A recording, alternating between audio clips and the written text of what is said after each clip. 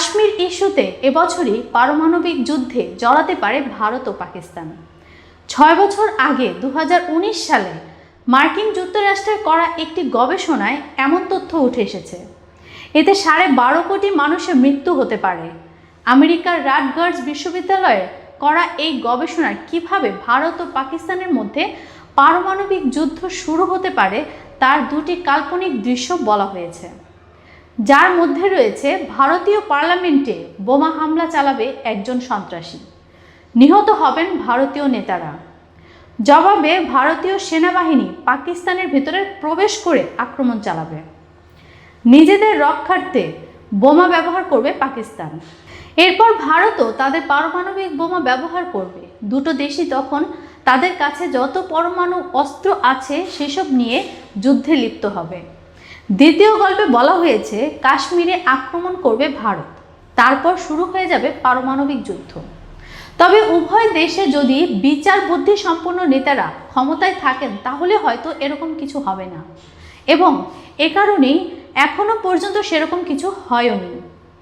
গবেষণার সঙ্গে জড়িত যুক্তরাষ্ট্রের রাটগার্স বিশ্ববিদ্যালয়ের পরিবেশ বিজ্ঞান বিভাগের অধ্যাপক ডাক্তার অ্যালমান রোবক বলেন, ভারত ও পাকিস্তান তাদের পরমাণু অস্ত্র ভাণ্ডার বাড়িয়ে চলেছে।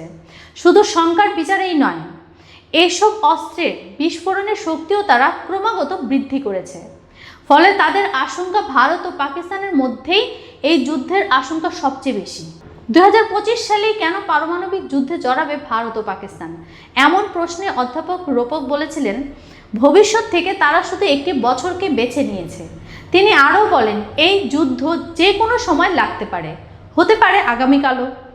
ভবিষ্যতের ব্যাপারে কোনো তথ্য থাকে না, কখন কি হবে সেটাও কেউ বলতে পারে না। সে কারণে আমরা কিছু দৃশ্যকল্প ব্যবহার করেছি কি হতে পারে সেটা বোঝার জন্য। সেই সম্ভাবনার কথা চিত্রিত করতে আমরা শুধু একটা সময়কে বেছে নিয়েছি।